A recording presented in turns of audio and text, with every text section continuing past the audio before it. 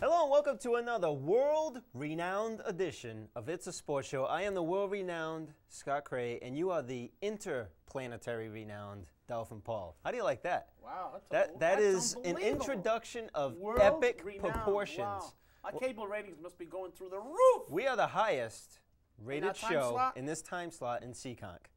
Of course, we're the only ones in this time slot in Seekonk, but that's a different story. Don't give that away. Don't give away the company's secrets.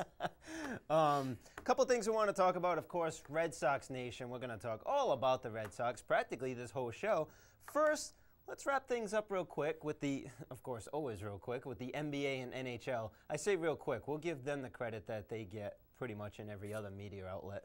The NBA, the Boston Celtics at one point, do we take the lottery pick or do we get into the playoffs? Problem solved. Is it just me or have we been, or is this Groundhog Day with the Boston Celtics? Exactly. The past 4 or 5 years, it's either like they slip into the playoffs, lose in the first round, get the lottery pick, don't make the playoffs.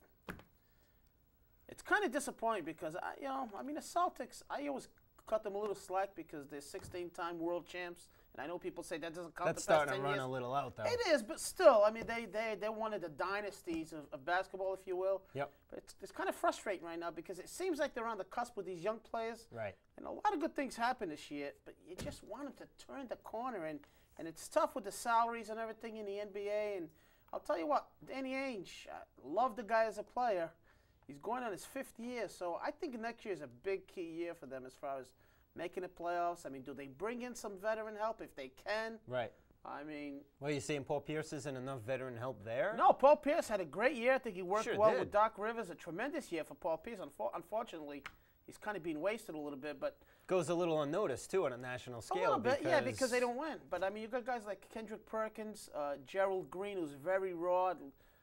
Very curious to see how his development goes, his career. And Ryan Gomes, our own Ryan Gomes from PC, proved he belonged in the NBA. Finally gave him some time to prove it, and Delonte he West took advantage. Delonte West certainly well, it's a young team, and you got to hope for something more next year. And I think that something more is that they really need to make the playoffs, or else Danny Ainge's job could be on the line. However, as far as turning the corner and seeing real big things, I think we're still another couple of years away from them getting into the playoffs and making a run at it. It's tough. I mean, how long do you wait for Paul Pierce? I mean, how long does he have to wait to get a good supporting cast? I was a little bit disappointed in Al Jefferson this year. I thought he was going to have a bigger year because he had such a good rookie year. And I mean, obviously he's their big man and he needs to step up. But next year, critical year for the Celts. I mean, there were some good things there, but it's also interesting to see how Danny Ainge goes in acquiring talent. He's going to go young again. You would think which so. I think they have a lot of young players, so do they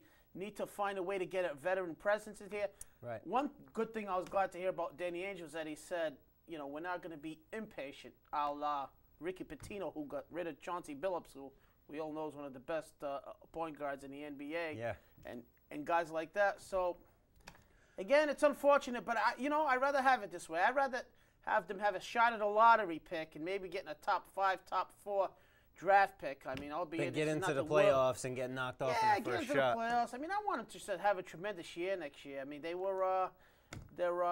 looking at the standings here, and I should probably have this 32-49 with one game to go. And that's the joke about the NBA, in my opinion, is how many teams make the playoffs that are not just sub 500, but very sub 500. It would have been a joke to see the Celtics get in there. All it would have done was drag things out for false expectations, as it has happened the last couple of years. I was a little bit on the fence. You were saying you'd like the lottery pick anyway, and it's unfortunate we didn't get the time to bring this up within the last 2 weeks leading up until this point when they did have a chance to make the playoffs.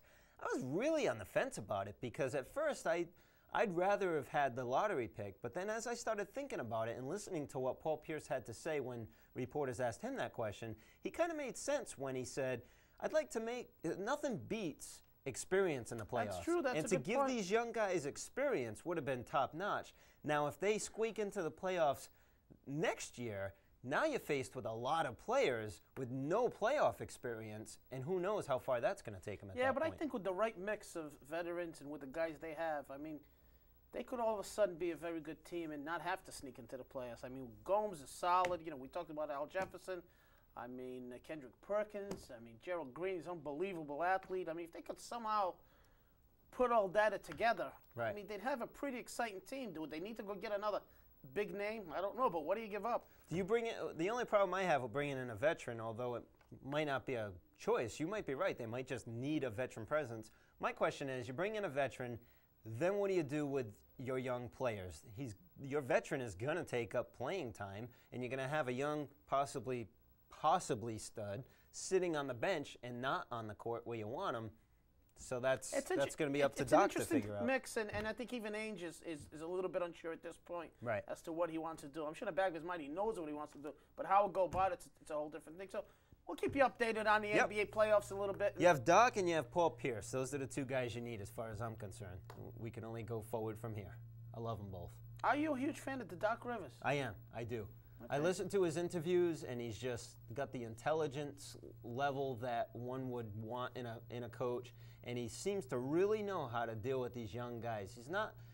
I wouldn't call him. He's a player's coach, I guess you would say. Although he's got his strict standards. He's benched players before that he's had troubles with, and I don't think he'd have a problem doing it with Paul Pierce either. But I really think Doc's the key. Well, he was put into a tough situation. Absolutely. So I kind of cut him some slack, but I think the pressure's on the whole organization the next year or two. Hey, let's wrap things up. Go ahead. There must not be any school this week. That's it, man. I'm decked out in my Red Sox hat. This casual my Wednesday? Favorite terrible. You ought to see the bottom of my boots. I've been doing yard work all day. I thought you were going to see. I should look under the table. I'm not going there. Whoa, Jack. Hey now. No way. All right, have it Haynes way. Let's move on to the one of my favorite subjects. The NHL. Oh, by the way. NHL. One of our listeners, viewers, I should say. I don't know if she's listening, but she's viewing anyway. Will be thrilled to death that we finally talked about the Celtics because that's all she's complained about. Really? I stop at one of my local beverage places for coffee, and she regularly says, we never talk about the Celtics. She loves the Celtics. So there you go. We finally talked about it. That's for you. And a little longer than we needed to. That was for her, too. Well, the NBA. I mean, like I said, I like the Celtics. I'd like to see them to do well so we could talk about it more. I mean, I would. There's just nothing to talk about. It's just and there's even less to talk about with the Boston Bruins, which brings us to the next thing, the NHL. Lo and behold, look who wins the scoring title, the man that we traded away for crap. And then O'Connell gets fired. Here's how I sum up the Bruins season, okay? You trade away one of the NHL's premier players, you get crap for him, and then you end up firing O'Connell anyway. They should have fired him for wanting to make that deal in the first place. Well, the only thing I would disagree with you is, I mean, they didn't totally get crap for it. It was a completely lopsided. They got 3 decent players now. Unfortunately, the player we gave away. Does anybody know their names? Went on to help San Jose have a tremendous year. Absolutely. They started off, I believe they were 8-12 when the trade was made. I believe they were 8-12 and change. Right. And they ended up the year not done yet, 44-27 as we see. It's a joke. So tremendous turnaround. And Joe Thornton captured the scoring title against Jaromir Jagr because he had a tremendous amount of assists. Yep. 89 or 90 assists and maybe 20, 25 goals. And we don't have. How many goals down? I think it was going in. They were only like 2 goals apart the last game of the season. They were a few points apart. Okay. And not only is Joe Thornton the NHL points champion, his teammate is the NHL goals champion. Right. So he not only improved to himself, improved the team, and improved his line mate. So tremendous year for Joe Thornton in San Jose. I mean, you know what? I'd love to see him. I'm going to root for San Jose right now to win the Stanley Cup. Right up the. Oh, well, see, now you're going up O'Connell's butt, but he's no longer a member of the Boston Bruins. Well, but you know, it's been a long time, and why did O'Connell with Jeremy last Jacobs, this long? I still don't trust his whole organization, and I know on sports radio they'll have guys like Dave Gosher, who is the play-by-play announcer, and guys come on and say, well, I've been hearing for 20 years there's something there. Yeah. There's talent there. Patrice Bergeron. Yeah, it was called Thornton. Patrice Bergeron right now is the new hero. He's only 20 years old. Certainly the real deal, a tremendous hockey player. Got some decent defensemen, a little bit shaky in goal. I just don't trust his whole organization. In fact, as long as Jeremy Jacobs is there, I've sworn him off. And O'Connell was okay with you? Oh, absolutely not. All right. I'm just, it's about time he got rid of him. Why did O'Connell take so long? Why did it take so long? The guy I still think it was a terrible deal losing Thornton. Now, Would keeping Thornton have translated into wins? Maybe not, because he's got a better supporting cast where he is now anyway. But the fact of the matter is, the guy should have been fired for even approaching the deal, in my estimation. I mean, they try to do something, but it's what they've done in the past. The deals haven't worked. It sealed his fate. It pretty much sealed his fate that Thornton went on to have a great year, and the Bruins did not. Again, if you take player for player, the Bruins got 3 decent players in return for Joe Thornton. But, I mean, you know, they've never made the good deal. They've never brought in enough talent. Right. They've never spent the money. They always blame everything on Kevin Stevens, that one big signing they've had. And they completely overestimated themselves regarding this new bargaining agreement. Yes. Oh, we're one of the teams that's set for we're going to know how to handle this new. And it wasn't just them. We were hearing from ESPN, from Nesson. Everybody was saying the Bruins are all set up. Financial, the players they had. Well, you know, that completely backfired. So a direct opposite happened, you know, basically. I'm curious to see who they bring in as a GM. Hopefully it's not a puppet. Hopefully a guy that can make some decisions. Maybe Jacobs will take the position. And maybe, and maybe spend a little money because, you know, I mean, there's a lot of hockey fans in this area. Good hockey fans. It's a hockey hotbed, if you will. But what is there, like 4? Oh no, I disagree with you. There's a lot of Boston Bruins fans. Oh, I think there's a lot of Boston Bruins fans. I absolutely do. Well, they're all hiding right now because there's nothing to be thrilled about. I mean, even towards the end, a lot of fans still showed up at the game. I wouldn't because I've written a team off. But I just think if you put a good product on the ice, people are going to get excited. We've seen it with the Celtics at their worst times. The Celtics go on a run. People get interested. When they were getting into the playoffs, was it last year that they made the playoffs and got knocked out? Man, it was like Celtic Nation all of a sudden. So you're right. You put a good product on the ice, things will change. But this goes beyond the Boston Bruins. The NHL in general, I can't imagine that viewership, it's kind of like baseball back in the 90s when they went on strike. I can't imagine the NHL have won back nearly enough of their fans. And I'm sure the NHL across the board is suffering because of it. Well, I mean, it's always going to be behind basketball, football, and baseball, especially behind football. Coming off a strike, though. I mean, they took a year off. Coming off a strike, but, you know, they got back and they changed the rules. There's a little more offense now and everything. You know, I mean, I guess when a local team's not good, it's just not that much fun to look into it. So we'll keep you abreast of San Jose and you know. Did you just say abreast? And see what happens. Abreast. We'll keep abreast of San Jose. I didn't realize But that pretty much closes out Boston Bruins, Boston Celtics. Let's get on with the Red Sox, baby. The Sox! The Red Sox. Red Sox Nation thrilled to darn death because they're in first place at the time we're shooting this show. 10-4. We're shooting on Wednesday. They won last night. The night before, Mark Loretta. Wait, was last night no, Loretta didn't do that last night. I'm watching so much baseball in my week off, I can't even remember which games are which. No, that was the Patriots Day game. Yes, the marathon game, basically. Right. The Boston Marathon, you wanted to talk about that too, right? That's what I thought you were talking about. Hey, I was devastated. Hey, people from Kenya apparently won. You're kidding. Wow. There's a shocker. What is a shocker is not only is Boston in first place at 10-4, the New York Yankees, 6-7, but at the point we're shooting this show, it looks like they were going to beat Toronto in this game today, so that puts them at 500. Slow start for the Yankees. Is this a new thing? They did this last year, too. Yeah, it's very young. It's a very young season. Here we go. Dude, we're 14 games into it. What's that, 6 total so far? And that's only through 2 shows. But, I mean, the Yankees off to a slow start. They did this last year, too.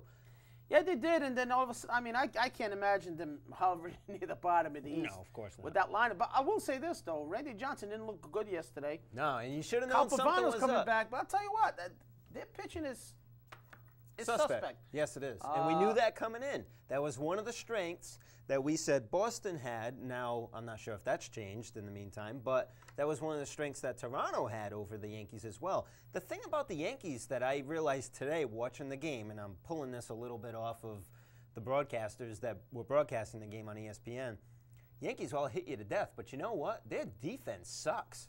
Plain and simple, their defense is not good. It's, you know, when you got your scales and you pick and choose what you want on a team, they've gone all out and said, we want guys that can slug the ball. But if they're having an off time and they only put up 3 runs, they'll give up another run or 2 just from errors alone. They're not Third base, shortstop, different story. Everywhere else, not so much. A-Rod off to a great start. He blasted one today, too. But they're going to come around because of that lineup. So, I mean, there's just no doubt about it. But, I mean, the Red Sox are kind of going according to form because we talked a lot about leading up to the season that, you know, their strength, I mean, they're not mashing the ball like they were for the past 2-3 years. No, you're seeing a lot of 4-3, 3-2 type games. A lot of good pitching. Josh Beckett, he's been everything we wanted. Yep. Chris Schilling, I know you said the book's still out on him, and with good reason, but... Well, I'll tell you, the book's being closed every day that I watch him. He's starting tonight, and he's been pitching. He's pretty close to form. Yes. Matt Clement's pitched okay. That last outing that Kurt Schilling, just to back up a little, had against, was it Toronto? When he shut them down, was the best start I have ever seen Kurt Schilling have in a Red Sox uniform. He was on the money, and he could have thrown 18 innings. No paid, no soreness, no after the game issues, no icing down, no problems with that. Yeah, I mean, the Wakefield came back and unfortunately had no run support. Pitched the gem of a game. That'll happen. Wakefield's wishy-washy because the start before he was terrible. Well, you don't know what's going to happen. You know what you're going to get with him. But Lenny Donato filled in as a fifth starter. Did an admirable job. So, so pitching-wise, they're right there. I mean, the only thing I would question is our boy Arroyo is tearing it up in Cincinnati. Getting a phone call. Speaking of Arroyo, he's on the phone now. Ready? Is this live? Bronson, I'll call you back, man. We're doing the show. All right, thanks. We'll have him on the next show. He's got 2 home runs. Absolutely. Got more home runs than Manny. I'll tell you, you got to think right now, too. Well, he's got more extra base hits than Manny, too. He finally got his first one yesterday. Bronson Arroyo, great. We always love to play armchair quarterback and say, what if? You think at this point that maybe letting go of Bronson was a mistake? Because I thought it was, because I loved his flexibility with being able to do anything out of that bullpen or out of the rotation. You think it was a mistake? As of right Forget about the 2 home runs. Well, as of right now, I would say because I'll take pitching any time. We talked about this earlier. The Arroyo trade was more of a long-term trade with Willie Moore. But if you've seen him in the outfield, the guy's pretty bad. He's a big dude. He can slug the you-know-what out of the ball. So, but he runs the same way in the outfield. So, I mean, I think this is a trade that we won't find out until maybe this year and maybe a whole other year, but Arroyo was pretty solid. He'd be great to have as a 4th or 5th, but I guess they were all in accord with the trade, according to the Red Sox brass. So what are you going to do? He's gone. He's pitching well so far, and well, with Coco going on the DL, of course, is he officially on the DL or is he? No, all right, he's so on the he DL. is. I didn't know if he was on that put him aside type deal.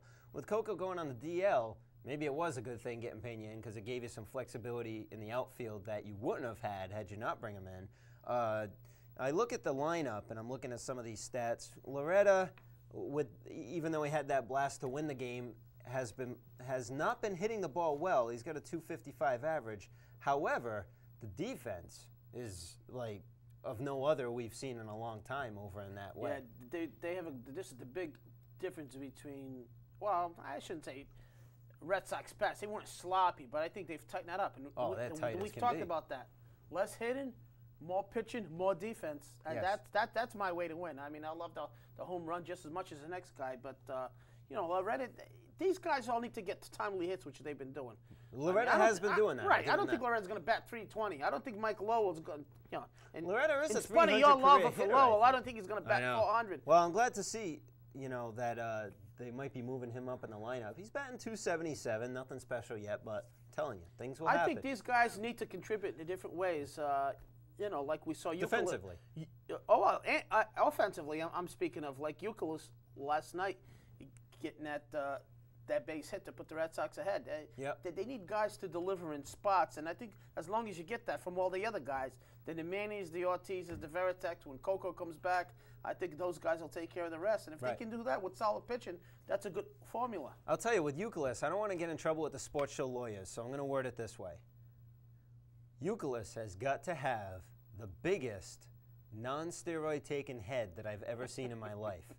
The dude's head. He is a funny looking dude. It's huge. He's got a huge head. And combined with this funny stance, one of the funniest stances in MLB. Well, know. If we had Dave Betancourt here, he'd probably get up and do the stance. Mike Lowell too. He's kind of large in the head. Now enough talking about the disfigured Red Sox. Trot Nixon, although he had a little stint of being hurt, batting .360 on the season, so he's doing his thing out in right field. Off to a good start.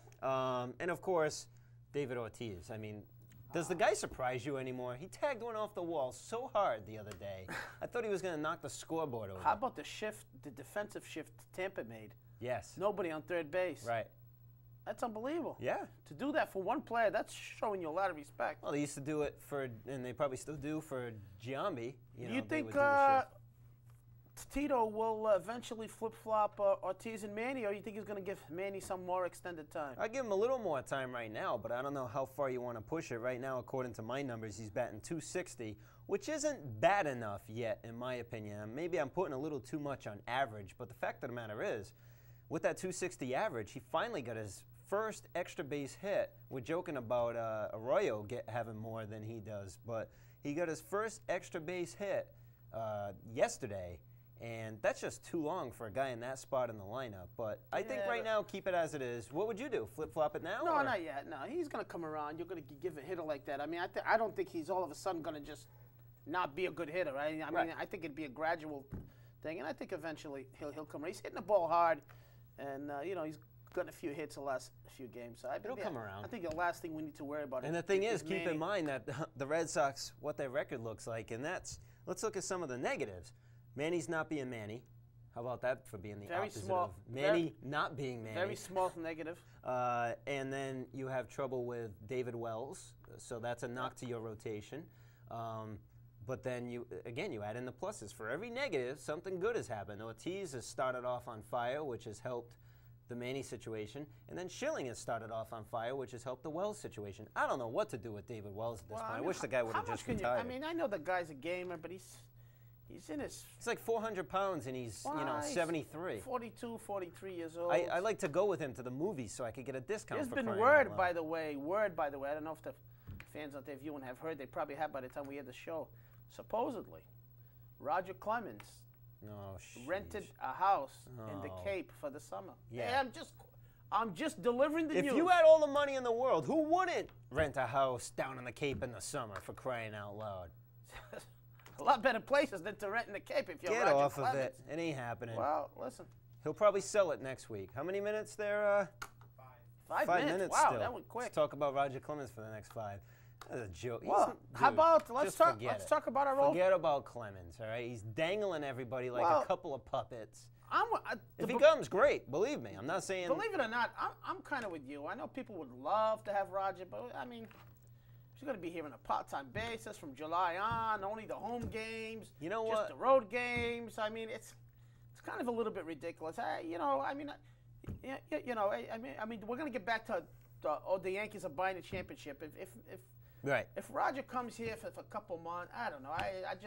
I mean, if the guy's going to perform, beautiful. I'll take him. But I think he could perform. The thing I don't want to see is that the Red Sox, over the last couple of years, had learned something from your New England Patriots, where they've said it's all about teamwork, no attention to the Terrell Owens of the world. I don't want to see it become, not that Roger Clemens has that type of attitude like a Terrell Owens does. No, but it'll be I don't want to see it become the Roger Clemens Red Sox show and nothing else. I agree with you.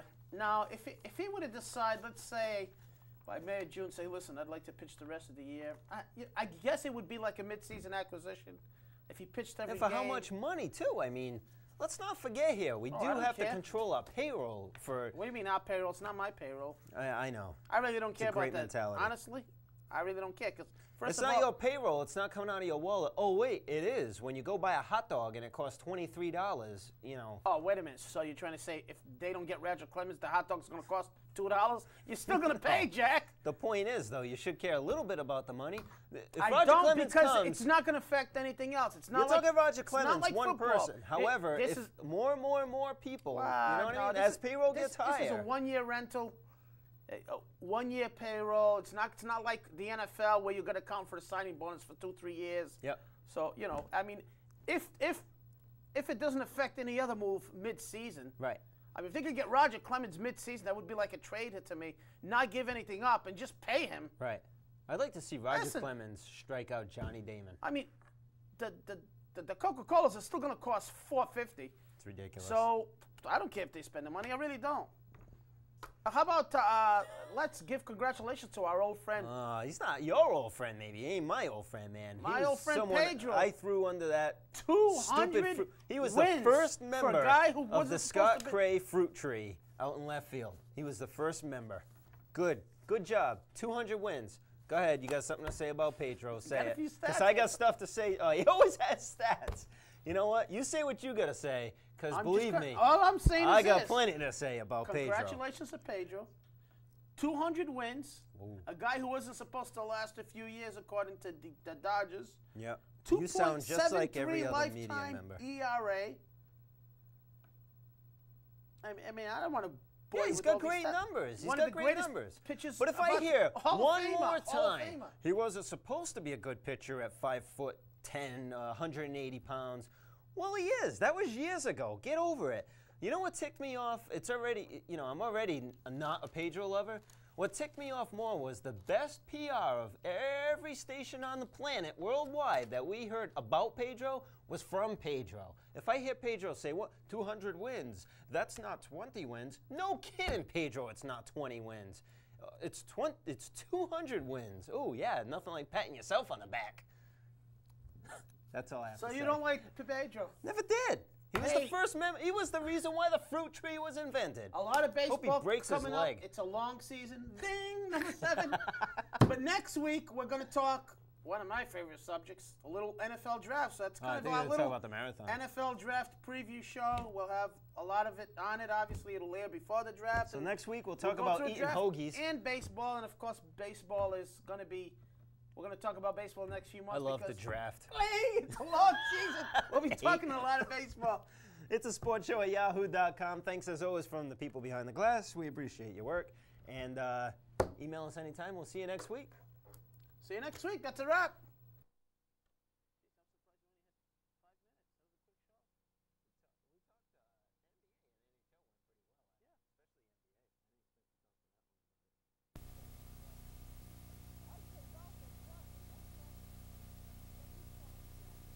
Extremely long into the wind in those greens. Let me just give you a quick intro, synopsis. If you will. When Tiger Woods first learned he was playing the Masters way back when he got out of college, when he won the amateurs. Yep. Actually, it wasn't when he got out of college. He was a little bit younger than that.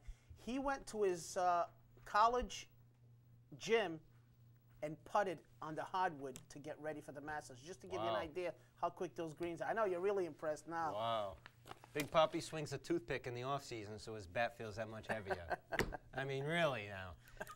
I'm sure Mickelson was psyched, though, because obviously if anybody is going to be Tiger's that wasn't bad. That wasn't bad. foe, it would be Phil Mickelson, I would think, right? I mean... Well, I think everybody's trying to create a foe, but, to me, still... If there was one, would it be him or VJ? Is it VJ? Well, there's a question... VJ Singh? Yes. Is that what I got? There's Some guy called VJ Singh? There's a question as the top 5 golfers in Tiger, Mickelson, Singh, and Retief Goosen, and Ernie Els. Retief Goosen? Yeah. Russians are playing golf now? Holy cow. But I still think Tiger's slightly ahead of everybody else. Yeah. He can do things. What did he say? I spell an email. 1 minute. You smell an email? They're seeing if I pronounce VJ right. So Phil Mickelson wins a golf tournament. Whoop-de-darn-do. Great watching. Paint dry. Think out of the box. Don't stay in the box. Whatever. Plenty of reasons to email us this week, that's for sure. It's a sports show at yahoo.com. As always, send us emails. We'd be more than happy to read them on the air. Dolphin Paul, Scott Cray. We got Paul, Mitch, and Jen. All in there. Thanks for helping me out. Big staff here at It's a Sports Show. This is madness. Thanks for watching.